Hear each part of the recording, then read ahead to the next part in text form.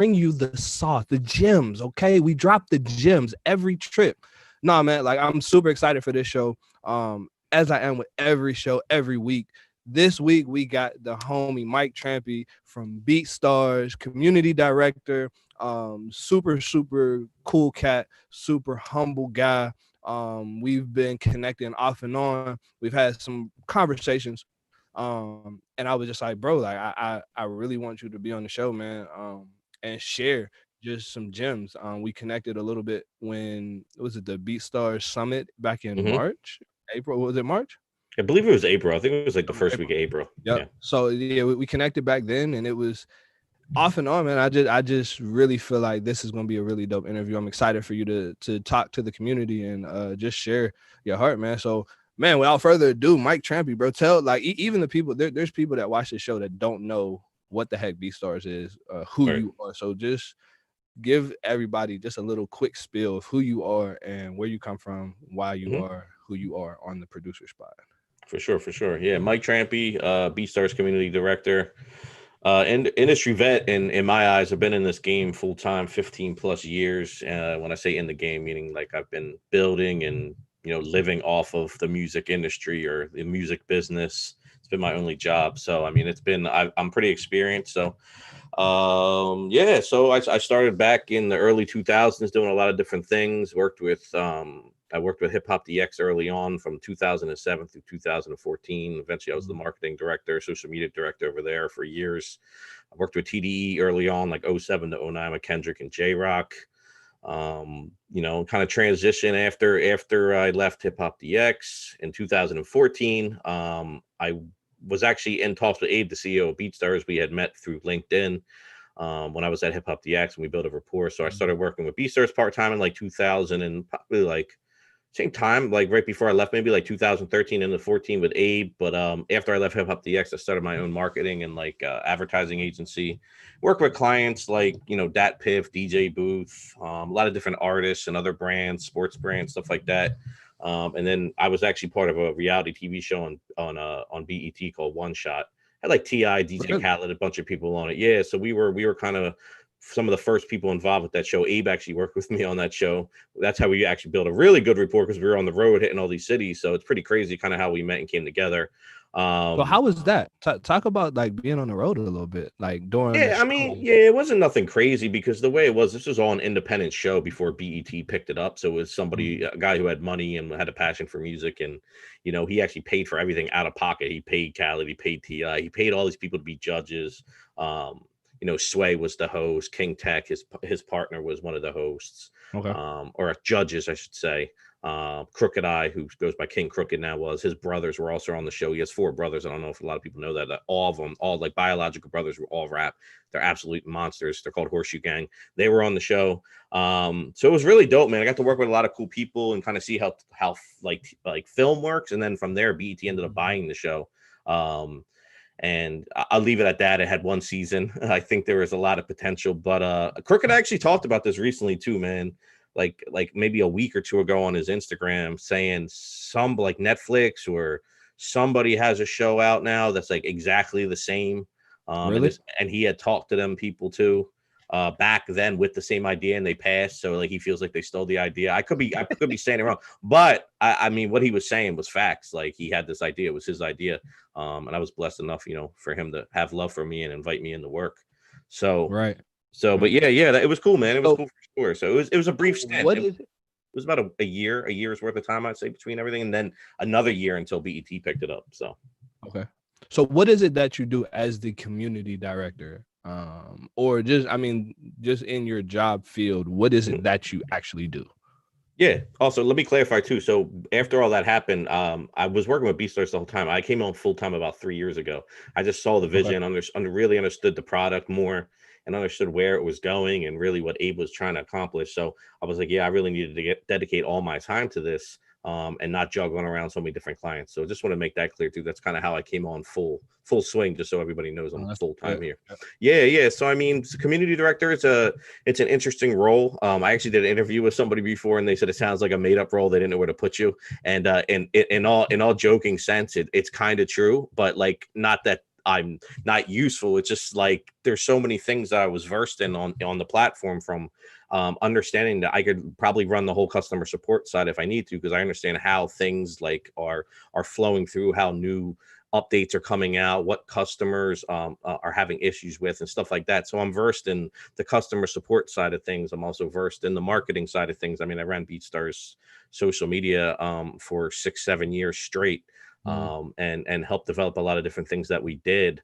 And so I'm still versed in those types of things. I'm just also versed in, relationship building, brand building. I work with the music team on the publishing side. I'm helping sign people on the publishing side. I'm also working with our interns on just how to build a community and what makes a community. So I'm really all over the place. So it's just it's an interesting job, but it's exactly what I want to do, to be honest, because I feel like I have enough information and resources and knowledge in so many different fields. It would be doing a disbenefit to like not being in those positions to help everybody. You know what I'm saying? So I might be able to answer a question for the support team better than they can, just based on the experience I have maybe in what the problem is. And the marketing team might not be 100% versed in something or have a relationship with someone where I am. So there's always a connecting pieces. And my whole career, I've always been a middleman. Like I've always just been a connector. Like, oh, you need to get in touch with this person,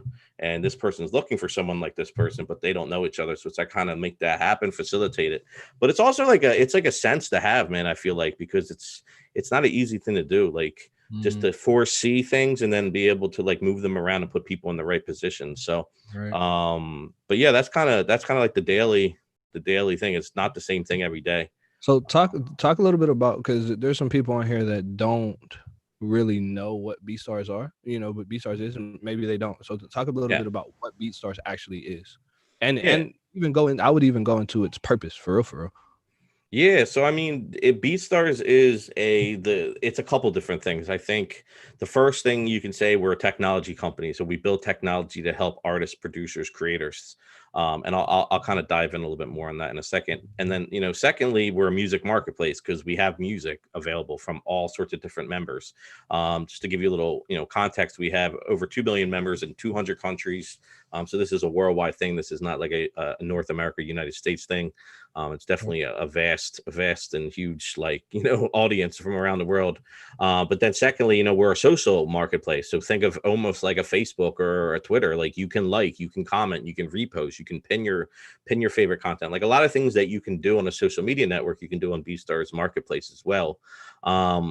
And then lastly, I mean, we pretty much give entrepreneurs, and I think every producer and artist is an entrepreneur, and that's how they should think. We give them every tool that they need to be successful. BeatStars, while it has beat in the title, is not just a place to buy and sell instrumentals, what a lot of people think. It's really to help entrepreneurs build their businesses and sell their merch and sell their sound kits and sell services and sell memberships and offer coupon codes and collect emails and phone numbers and everything you need to do to build a business, you can do on BeatStars. So the purpose, man, it's just to literally help people work for themselves.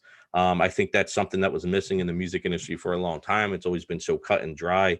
You got to do these things. You got to get signed. You got to, do all these things. Not saying getting signed is a bad thing, but it was always like this concept. And I still think a lot of people think this way, that it's always just about, you got to blow up and you got to get signed, when there's this huge music industry right now where there's people who have no Billboard hits, no platinum records, but they're making, $30,000-$40,000 a month. And even that's like on a large scale, don't get me wrong, but like there's people making $5,000-$10,000 a month, which is still really good money, depending on how big your family is and your bills and your overhead. But what I'm saying is there's tons of ways of doing this. It's just, I think people got to think, like, hey, you can actually do this. It's not just, so cut and dry, like how I feel like the music industry is painted. You have to just understand it and then learn how to kind of maneuver around it and apply things that you learn and keep going. It's just about consistency at the end of the day with it too. So what are some things, man, that like you would is starting to BeatStars? I know nothing about it, but I'm a producer. I just started. And I hear, oh, you need to get a BeatStars account. What are some things that I need to know? Yeah, so I mean, the first thing is if you're a producer and you don't have a BeatStars, you definitely need one because at some point you're going to probably sell a beat, or if you are even trying to sell a beat. Now, if you're not interested in selling beats at all, you can still use BeatStars because you can literally set up your account to just be streaming. But most people want to kind of monetize their music and try to live off of their music. So you'll definitely need one because what we give you is your contracts. Everything is there for you. They're all customizable. We give you the templates for everything, to set up your licenses, to set up your beat store. We host all that stuff for you. And like I was saying before, we have all these other different like marketing integrations that you can run your whole business on. So you can sell, if you're producing, maybe you make loops, like you can sell your loops. Maybe you make a kit with the loops in it, or a drum kit, or whatever it is. You can sell that. You can sell merchandise like clothing, like this shirt that I'm wearing, Pay the Creators, or the sweatshirt.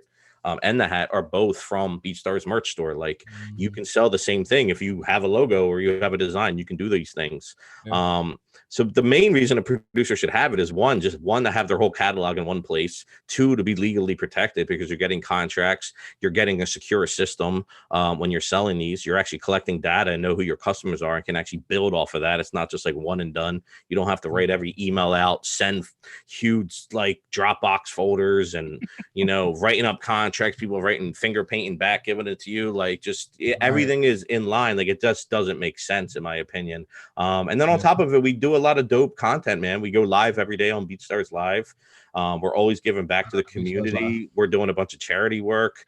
So I mean, like, it's not only a platform for creators just to sell and buy music and build their businesses. It's also, we're very conscious of what's going on in the world. We're always trying to figure out ways where we can pitch in, and our members are always really eager to pitch in. And that's the biggest part of it, the community, man. Like everybody, I feel like I've really not come across any bad apples for the most part. Like everybody wants to collab, everybody's willing to work. Maybe some are more willing than others, but everybody for the most part is like really understanding and just kind of is rooting for everybody. And that's the dope Mhm. part of it to me, man. So So what makes you guys different than an Airbit?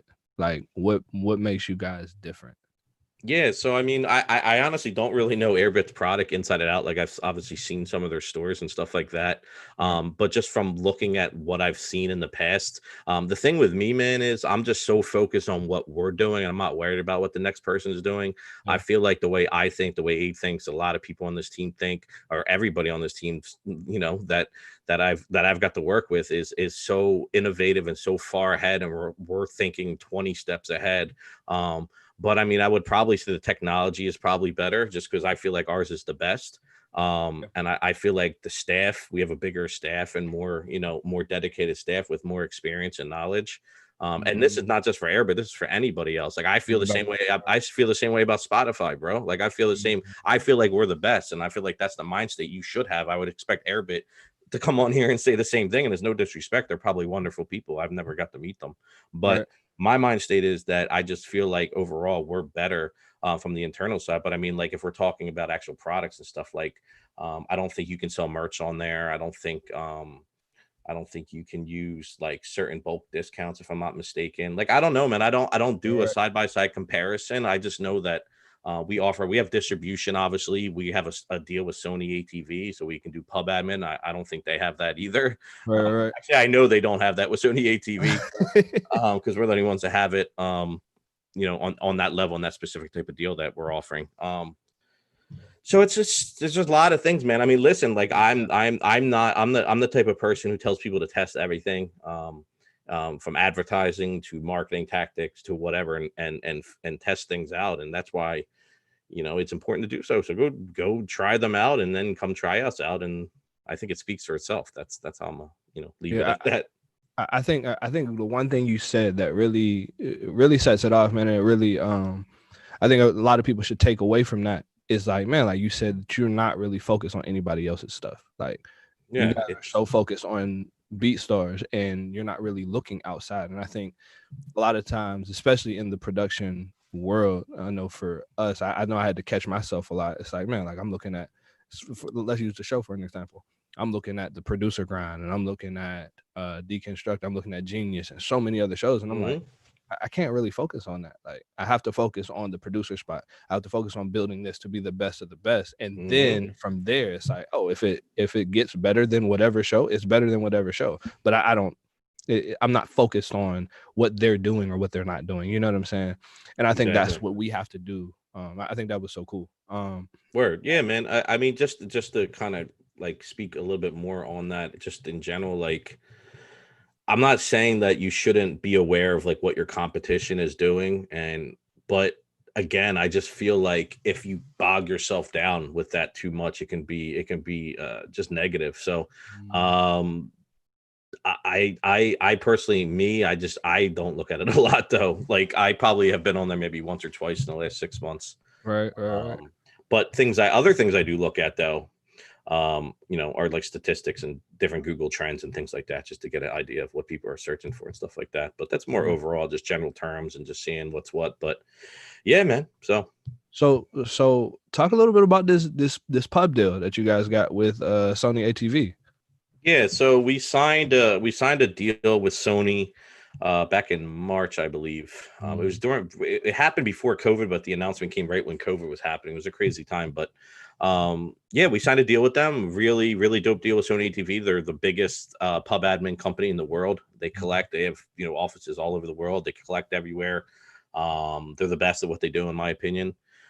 Great people. It's great to meet them back pre-COVID. Super excited, and then it's just stuff changed. But no, it's so we're working right now. We're having people submit. There's a submission process on the platform. We're going through all that stuff.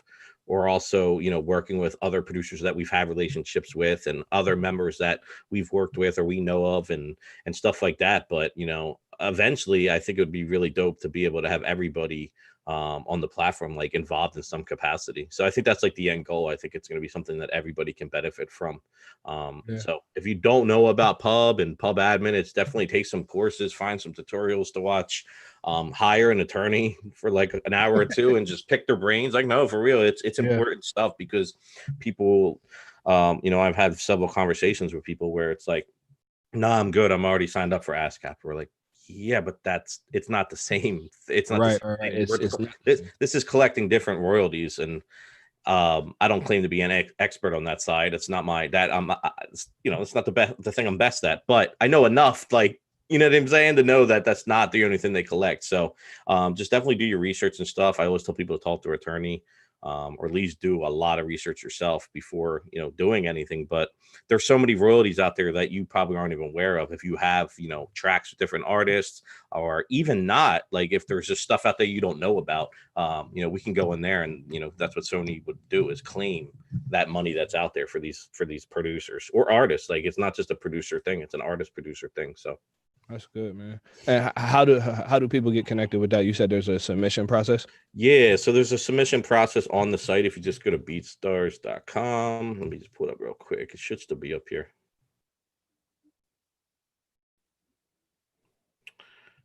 Yep, there's a publishing tab right between distribution and Beats for Love. Just click that, and then you can fill out the form. Yep. Oh, So real simple, man. Real simple. Yep. that's dope, man. That's dope. So let's talk a little bit about Mike Trampe now. So hmm how has COVID affected you, man? Me? I mean, luckily I haven't gotten sick or infected or anything like that. So I guess I could say I'm blessed. Yeah. We had a couple of scares. We were talking pre-show that my wife works in the medical field. Mhm. So we've had some scares for sure. It's real for sure. I know a couple people actually have gotten it. I actually know a couple of people, not personally, but of friends of like good friends of mine, friends like, that I don't know, that have actually died. So like, yeah, it's definitely real. So from that, I think, and just listen, I've worked from home for 15 years. So the working from home part is a walk in the park for me. It's that nothing like that really changed, but like not being able to go to the movies, and where I'm at is still like 25% capacity for eating. And that just opened like a month and a half ago. I mean, all summer you could not eat inside at all. Yeah. And even outside was, pushing it. And where I live specifically, I live in a beach town. So it's in the summer. This is the only time they make money. So it was from a like a community standpoint, not a BeatStars community, but a community standpoint. I felt bad for a lot of those businesses because, when I was a business owner myself and working for like a small business owner, pretty much now, we're pretty much bigger than a small business now, but I understand the struggles, man. So I feel for Yeah. the people. But I mean, overall, like I'm good, Yeah. man. Like it's just, you gotta just keep pushing through and keep yourself busy. I picked up old hobbies, got really back into card collecting. I was already, but like really, really into it. Used that time to really make some What? smart business decisions and stuff like that. So what kind of cards you collecting? Basketball, football, baseball. Okay. What do you feel like is your biggest card that you got? Price wise, or what I feel like is my best card? Let's go with both. So just give me both. I feel Oh like you're man, looking at them right now. I am. I have a whole entire desk here, dude. I have so many cards. It's insanity. I have a whole nother thing right here. Oh man, that's a tough question. So I have like a ton of Patrick Mahomes rookies, Luka Doncic rookies. Wow. Like a lot of that stuff is probably worth the most now, just because they're so. Actually, no, I have Jordan autograph cards. Like I have a bunch of stuff that's probably worth some good money. Actually, I don't even have them right now. They're actually at PSA, which is a grading company, getting graded. Wow. But I'm trying to think what else I do. There's so many. I honestly have no idea. Probably one of my Kobe rookies too, like just because he's a Philly guy and I love Kobe. But probably my favorite card, just because it was my dad's favorite football player growing up. Let me see if I can grab it real quick. Actually, he's my favorite, my dad's favorite. So to give you a little quick, cool history, man. Come on with it. My great grandfather was the vice president, excuse me, the Eagles in 1960, the Philadelphia Eagles in 1960, when they won the championship against the Packers at Franklin. I believe it was at Franklin Field. Wow. So that my dad worked for the Eagles when he was a kid, but then one of the biggest things was my great uncle worked for the Eagles as well. He worked for the Eagles for like almost 50 years. He is actually the only non-player that's in the Eagles Hall of Fame. So he's the only non-player that's in the Eagles Hall of Fame. I think outside of coaches too, because I think there might be some coaches in there. But like, what did he? He did like I don't even really know, man. Like publicity. He would travel with the team. He did a whole bunch of stuff. So this is back in, you're thinking, talking 50s, 60s. Like back in the day, he was doing stuff. But the crazy story is, so my grandfather, is my dad's father, so it's his side of the family. So it's like his brothers and cousins, all these people that are involved with the Eagles. He died in 2017 preseason, and my great uncle also died that same preseason, so the summer, because preseason for football is in August. So they both died in the summer of 2017, leading in that season. And if you know anything about the 2017 NFL season, the Philadelphia Eagles won the Super Bowl. Right. 2017 and 2018 is the first time ever that they won the Super Bowl. That's crazy.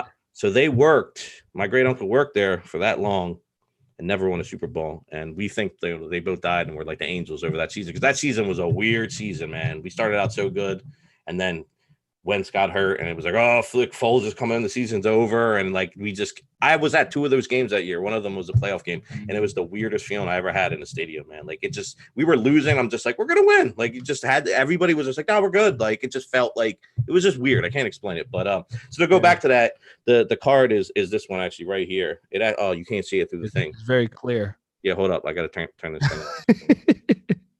Then we'll get back to music, because I know people are like, I don't want to be here about cards.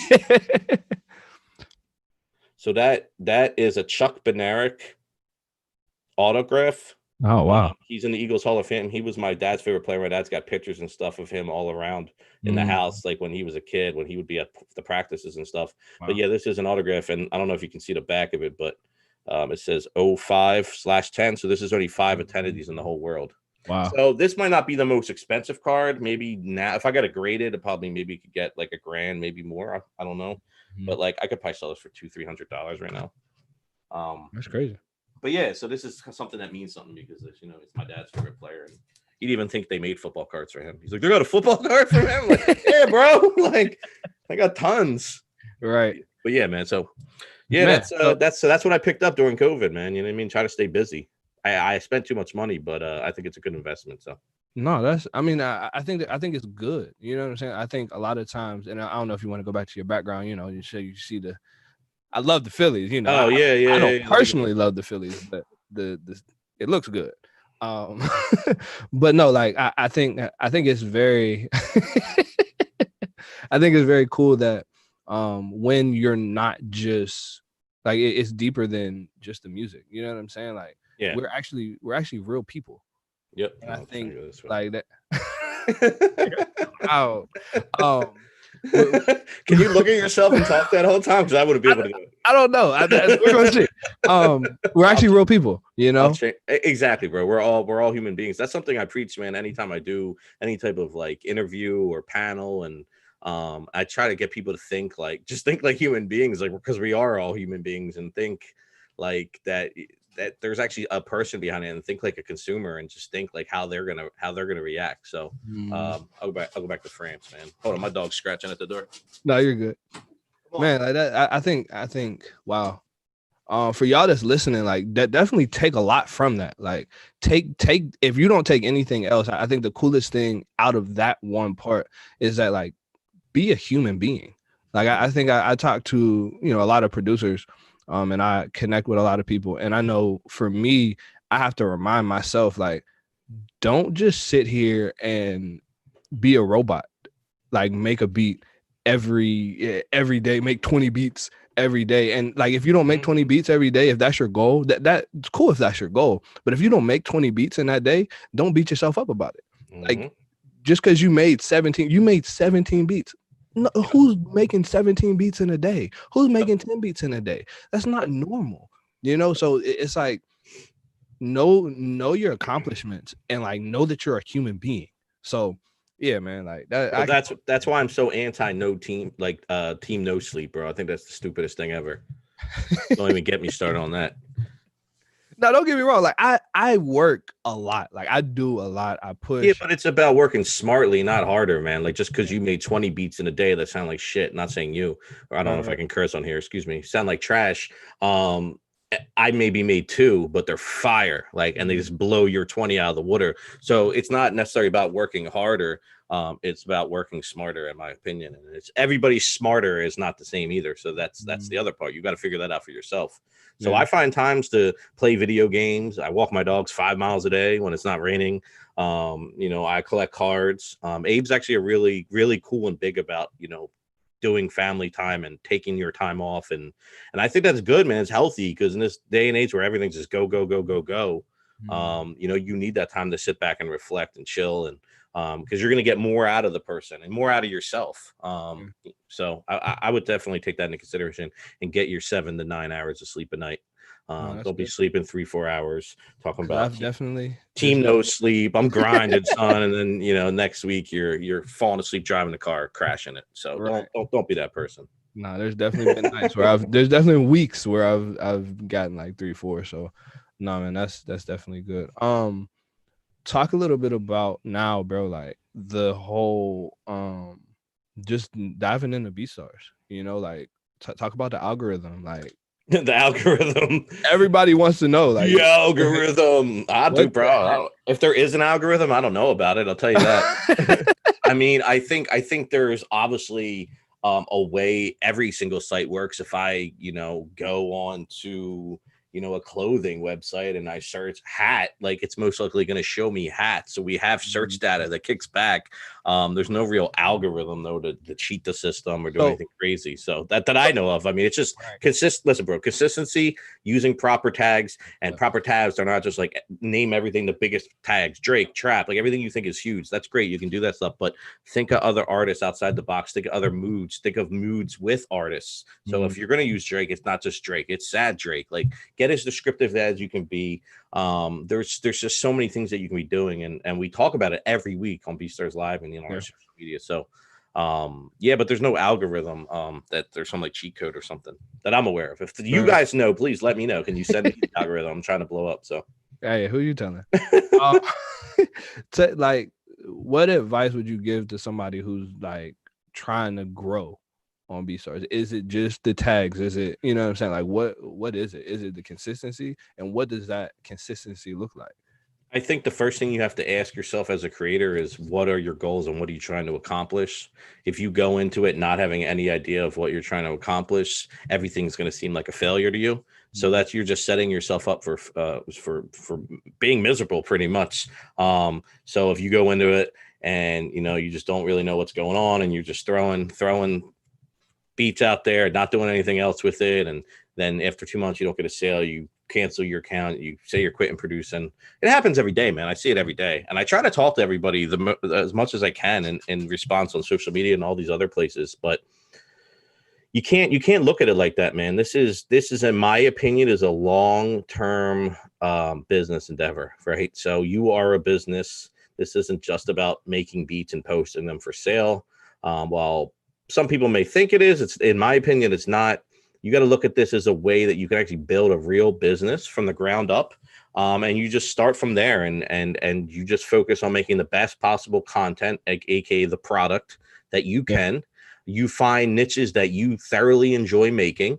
You maybe then look into who is really doing what on the keyword search between YouTube, BeatStars, SoundCloud, all these other platforms. I would do cross-platform kind of not promotion, cross-platform research and see what's what, and just have an understanding of what's going on and what's trending. Look at charts. I look at 25 charts a week, from Billboard to TikTok to SoundCloud to Audio Mac to Spotify. I kind of look to see who's doing what. I also check the temperature on local blogs and forums, and I stay in touch with people that I know. So I try to find out who's doing what on all levels and have an understanding of that. So what I tell artists too, man, is find that niche. I think it's easier to kind of find one lane and one niche to go after and really hone in on that and really get descriptive with, how you're uploading, what your schedule is each week, what keywords you're using, and kind of just have different variables going on, have different stuff, like have your popular Drake and Trap and whatever, the big ones that are, really hard to rank on, and then have other ones that are really fine-tuned to your niche. And that's what, like 70-80% of what you should be going after. And then have an extra 5 to 10% of risks. Like, this artist is getting kind of like buzz on my level. I'm going to invest like actually using his name in some tags. So then if something does blow, I'll be first to rank on that type of stuff, or be the only person in the search. So I tell people to treat it like the stock market, man. You kind of have like your moderate risks, your high level risks, your low level risks. Like, your low levels are going to, make you a little bit of money over time, but it's a more consistent thing. So that's just kind of the same theory, man. But I feel like just starting out is finding your niche. And if you make, like reggaeton, Latin beats, and that's your style, like, dude, know the Latin music. The what? The accent you just did, bro. The Latin? The reggaeton. No, you the reggaeton. Oh, the reggaeton? Reggaeton. Reggaeton. You said reggaeton. Like, you rolled your reggaeton. Yeah. Dude, I talk to people from all around the world every day. Like, I call people in Germany, people all over the place, just today. So it's like, I feel like I'm talking to people in Ghana the other day. Like, it's just, I feel like I'm influenced by people, but so I apologize. No, that's all right. No, all good. I don't even notice I'm doing it. That's why I'm like, wait, what? I don't remember what I was saying now, but you were just talking about niche. You're staying in your niche.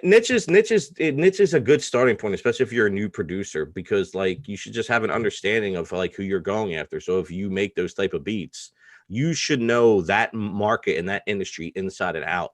You should know who the big people are. Is it, J Balvin and Daddy Yankee or whoever it is? You should know them. Obviously, yeah, you're going to make some stuff geared towards them. But then you go down and there's like this new subdivision of people who are coming up through that. And that's why we made these hubs. We just launched the Latin hub and the African hub on BeatStars. We have whole hubs, whole accounts for them, playlists. Like, we're having some powerful conversations right now, man, with people who are really big and can make an impact in those markets. So they're really important. So if that's what you do, you should know that market inside and out, and you should know the people on the rise, the people in the middle, the people who just dominate, and you should just, and obviously you're supposed to be doing what you love. So this isn't just like, well, let me look at charts and manipulate and make stuff only for them people. No, make what you love. Passion should be the main thing, because if you want to do this long time, you're not going to make it far if you're making beats you hate. Yeah. So you got to make the stuff you love. But after that, it's just so much easier to just find that one niche and really dominate that lane and that market and understand it, and then build out. And then you can start experimenting here, experimenting there. Oh, I would love to do some drill beats once in a while. And then you can start testing different markets, man. But when you just come in and just have tons of different stuff, and your tags are all over the place and your ideas are all over the place, it's just, I feel like it's going to make it a little bit more difficult. The other thing is you can look at holes, man. Look at holes on the BeatStars platform. A year and a half ago, there was a huge UK drill hole. Had a conversation with a kid named Chris Rich. Said, dude, your drill beats are fire. You should just put them on BeatStars. Right. dude is huge now. He's like one of the biggest drill producers, man.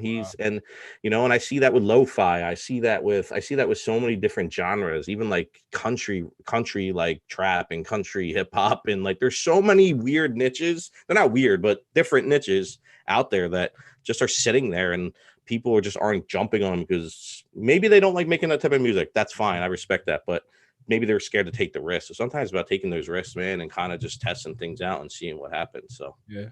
So what would you say? Well, okay, still talking about BStars. mhm. What? Because I think you guys do distribution. Talk a little bit Mhm. about that and how that came about.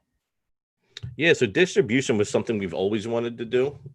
So it's something we've been working on. We're working on for years. And obviously with COVID happening, it gave a lot of people more time to be at home instead of an office, or even if they're at the office, it's giving us more time to work on things we've wanted to work on. As more members are signing up, obviously we can hire more staff, so we have more time to do these things. So distribution was something we always wanted to do because it completes the process, right? You go on BStars, you buy a beat, okay, and then you record to it, and then what's the next thing you do? You go to DistroKid, you go to CD Baby, you go to TuneCore, you go to United Masters, or whatever it is. There's all these different platforms that are similar but are different at the same time. So why would we send people somewhere else, right? So it's just about completing the process. You can do it in the same BeatStars account. You can upload your beats to, and then obviously this publishing is the same thing. It's all housed in the same place. So it's just about yeah, that's exactly the point, man. It's to give you every resource you need. Why are you sending people other places? So that's kind of like the mind state of trying to make things easy for people and not difficult. So and then the other thing too is what you're going to hear me specifically, and I'm sure other people talk about, is producers, before you even upload your beats to BeatStars and then to YouTube or whatever you're doing, social media, upload them through distribution first. Then when they hit distribution, you have all the claim to fame there. You were the first one to upload it. You can pretty much content ID what you want, and everything's there. So if something does pop off, we just had this experience where somebody, had something pop off on TikTok, and they got almost 2 billion views right now, right? And because they didn't upload the track through distribution, it's just some random sound. It's their song, but it's labeled as somebody's random song. Like it's not even theirs. So if you're first to do that and something like that happens, then the sound clip that's attached, it's going to say your name and the beat name. So if I'm an artist and I hear it, I'm gonna Google it and find it and buy it off your BeatStars. So it's another vehicle, in my opinion, to use to sell beats.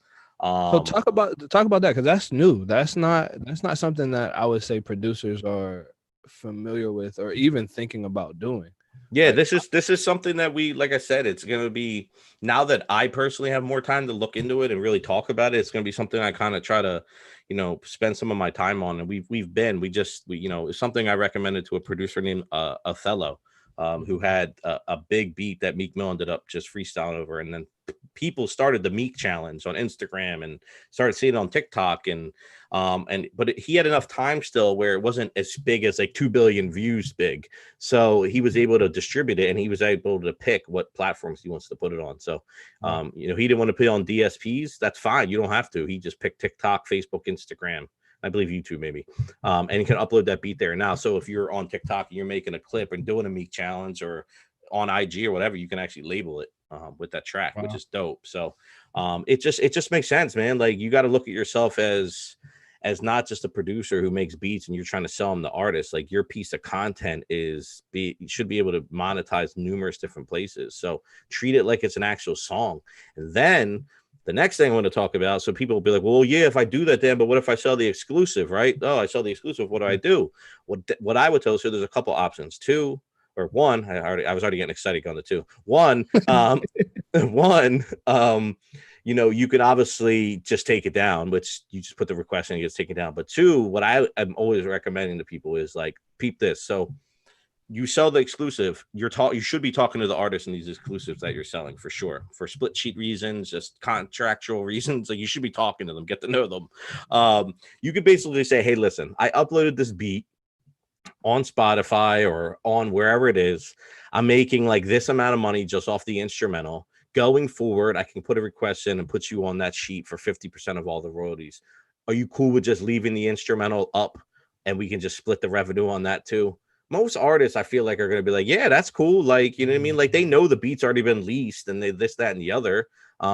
So it's just like, why wouldn't you want to do that? You know what I mean? I Right. just feel like it's another way you could monetize and both split even more money. It's just another monetizable stream. So And then that's I think too, like that's dope because then you're building a deeper relationship with the artist themselves too. So yeah. So I mean, that's I always get that question when I've been talking about this in the last 2 weeks, suggesting it to people. I've just that's been one of the questions. Like, well, what if I end up selling the exclusive? I'm like, you can just take it down. Like that's right. not hard to do. But I think there's another play here where you can actually talk to the artist and say, just leave it up, man, and just let's just split the revenue on it. You know what I mean? Like going forward from this day on, you can easily contact your distributor, say hello, can you please put, or you can do it yourself in the portals and just set it up. So it's not a hard thing to do. So I think that's something that all producers should really take into consideration, because you don't want to be the person that has a beat and you just put it on BeatStars and YouTube, and something takes off on TikTok, and somebody else who didn't even buy a lease, who ripped it off your YouTube channel and uploaded it, as now has like 1 million videos tagging it. You're getting a whole lot of free clout, man. So it's just we're trying to protect our producers, man. That's what we're and protect our members, not just producers, protect artists too. Like, it's you just gotta, people are do what they're due, so you just gotta try to keep things fair, and if you have leverage, use it. You know what I mean? So yeah. So diving into you, man, like what do you feel like? Well, not even just you. What do you feel like is like the biggest accolade, biggest accomplishment that that you've seen BeatStars have? But then also on the flip side, what is your biggest accomplishment in your journey in the industry? Like you said, you worked with TDE, you've worked with Dat Piff, you worked with Hip Hop DX. These are all like names that if you're in the music in some type of way, you've heard them or know them in some way. So what do you feel like your biggest accomplishment is and why? And then what do you feel like BeatStars is and why? yeah, so I was already thinking of BeatStars first. I think it's pretty easy for the BeatStars side. I mean, if you want to look at what really put the name mainstream and really got a lot of other people to pay attention, is obviously Old Town Road. So Old Town Road was bought off BeatStars. I believe as a buy one get one free MP3 lease for $30. So Lil Nas X got two beats for $30. From Young Keo, producer from the Netherlands. And we knew Keo, bro. We knew Keo. I gave Keo a digital plaque. We used to do these digital plaques for like 50,000, 200,000, 500,000, and $1 million. And $1 million, you also get a real plaque. We've been doing this for years, like 3, 4, 5 years. I don't remember how long, but for a while. So I gave Keo a plaque. So we knew who he was. We are aware of who he was. But I won't lie and like, yeah, I knew that song was coming. Nobody knew that song was coming. Right. But that single-handedly is definitely put us on the map for a lot of people who didn't know who we were, and also made the longest Billboard running song in history, like 16 weeks, I think. Like it broke every record. So I don't know how I can't say that. Outside of that, I would probably say, so I don't want to just be like really like typical and be like, yeah, Old Town Road. Bro, I don't know, man. Like, probably getting DJ Payne 1 on BeatStars. I've known DJ Payne 1 for like 12, 13 years, man, and he would not get on BeatStars for the first couple years. Really? 5, 6 years ago, he just wasn't about it. But no, I'm joking. But no, that was dope getting him on. But man, there's so many accomplishments, bro. You know, the biggest ones I think is just seeing, like, when we do these announcements, like we just hit $100 million paid out to producers. So I think that like stuff like that just blows me away. Like, yo, that is crazy. Like, definitely crazy. But my biggest one, yeah, man, I don't know. Everything's been super dope. I feel like I haven't hit my biggest one yet. I honestly think there's a lot more to come. But yeah, cool. It was cool, like working with TDE early on, and I had like a relationship with Rock and Kendrick. Like they still follow me on Twitter to this day, which is dope. And they make great music. So like it was cool. They were very young in their career. I was pretty young in my career. So it was just a cool situation, just seeing them grow. Obviously working for DX for 7 years. We won VH1 awards, BET awards, Source magazines, like awards, like all these different things. So that's cool. And a lot of times we win like for having some of the best social media, and that was me, like my department, like what I worked on. So that was really cool.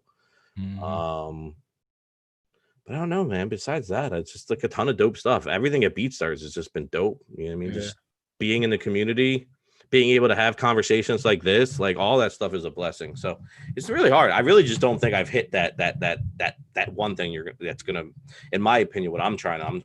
I'm about legacy. You know what I mean? Like I want to have that something, do something that, and I feel like we're already doing it as a whole. But I also want to be involved in something that's gonna always be remembered forever and ever and ever. That's just gonna, benefit so many different people. Like that's my goal, man. To Yeah. share the wealth. You know what I mean? So yeah. So what's next for BeatStars? What's the next move? What's the next thing for you guys? Um, a lot. So signing people on the pub side, artists and producers. Um, obviously we're always updating the platform, new integrations, just new features, new designs, hiring more people. Over COVID, I think we went from pre-COVID like maybe 12 people, and now we have like close to 50, I think. Wow, that's So good. that will just kind of tell you where things are. But that's good, man. And that's we were talking pre-call, and I said that's a sign of in my opinion, a good CEO or a great CEO, because you're reinvesting into the business. It's not just like, all right, I made money. Like we can just kind of just do everything ourselves and just get by so we can make more money ourselves. Like, no, it's about hiring more people and making the community and the product even better and bigger. And they're the two most important things, man. Your product and then the community, like hand in hand. You got to have a great product, and then you got to have a great community and customer service, and that applies to yourselves as producers and creators. Yeah, it's facts. It's a gym. Pick it Yeah, up. Grab please, it. please do, man. It's literally how I helped contribute to DX over 7 years and BeatStars for 7-8 years is building it. We only had 2-3 people at BeatStars. That was our focus: community engagement, posting humorous stuff, having conversations, letting people know they're appreciated, celebrating wins, fighting with people through their losses. We had losses too. People stayed with us and fought through. Like, it's crazy, man. So I think it's just really important when people really understand how powerful a real community can be. Yeah. Producers and artists, man, like, you have communities, your customers, your fans, they're all community members. Make them feel welcome. So Yeah. So you also dive into the management side of things too, don't you? yeah, very lightly, man. So I actually have a company that's still like, in business technically, but I don't really do anything with it, to be honest. Called Mad Management. Stood for Music, Artists, and Distribution. I formed this company probably like in the early 2000s. And I always laugh and I said, I wonder where Kendrick Lamar got Good Kid, Mad City, MAAD. Joking, like I know he didn't take it from me, but I always like to play with people. Like, oh, you stole my idea, yo. But no. So people always thought I was a management company because it was called Mad Management, but the kind of the idea behind like the acronym Music, Artists, and Distribution was we're providing management services. Like, we'll run your music marketing, we'll run and help distribute your records. So it's more like management on that level. But then when I came across an artist named J Tech about, I don't even know, 5+ years ago, and he actually hired me just to work some of his music. And then the more and more I found out about him as a person, his music, and he was very young, 18, 19 years old. And I was just like, man, this kid's fire. So literally one day I was like, yo, bro, like, would you be interested in like maybe setting up some type of contractual like agreement? You don't have to pay me anymore. We can just work together and we could come up with a split. He's like, bro, I was gonna ask you the same thing, man. Like, I'm really digging our vibe. And that's my little bro. Like, that's my guy, man. Like, I don't even consider him just a management client. Like, he's like a brother to me, like a good friend to me. I love him, like, straight up. Like, that's my guy. So I feel like I could see myself always working with him. Just he's like the easiest person to work with too, man. You guys gonna do something, shit's done in 20 minutes. Like, you need a file. Yo, here you go. Yo, I can't get to these ads today. Yep, I'll fix them. Like, he knows how to do everything just by us working together. And I try to teach and show. And then the goal is, to him be able to monetize and do what he needs to do as we keep growing and building and understanding the business side of things and how to and actually build and run a business, not just be an artist. Like, everybody, that should be everybody's goal. Yeah, that's everybody. Yeah, You should be learning how to be an entrepreneur and how to run your own stuff. So God forbid that big dream of you getting signed to Def Jam for $20 million doesn't work out. Yeah. You can still have a business and do what you love. So learn that first. It will help you in your own career in general, but it will also help you make better decisions when that big $20 million deal comes around. It's probably not going to come around. I'm sorry to destroy everybody's dreams, but just destroy everything. No, I think like, so we had a conversation a couple weeks ago with Gabe from MIDI Money. oh, word. And, Okay, cool.